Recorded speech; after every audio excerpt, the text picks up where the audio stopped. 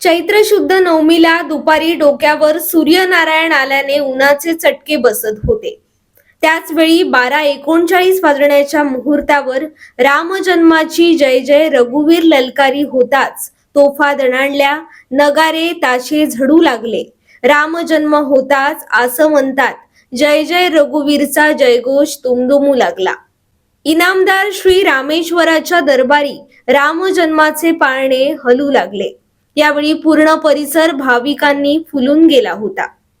आचरा नगरीत साजरा होणाऱ्या राम जन्म उत्सव डोळ्यात साठवण्यासाठी मोठ्या संख्येनं भाविक हजर झाले होते। जिल्ह्यात गुरुवारी सर्वत्र रामनवमी सोहळा उत्साहात साजरा झाला।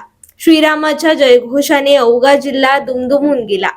मालवण तालुक्यातील आचरे येथील इनामदार श्रीदेव रामेश्वर मंदिरात हजारो भाविकांच्या उपस्थितीत रामजन्म सोहळा शाही संस्थानी थाटात साजरा झाला। इनामदार रामेश्वराच्या पुरातन मंदिरात साजरा होणारा रामनवमी उत्सव हा डोळ्यांचे पारणे फेडणारा ठरला। आचरा पंचक्रोशी पूर्ण 12 दिवस रामनामात दंग झाली होती। भक्तांच्या गराड्यात आचराचा साम सदाशिव पुरता दंग झालेला होता। तोफेच्या सलामीत राम जन्मला ग सखे राम जन्मला या जयघोष सुरू झाला।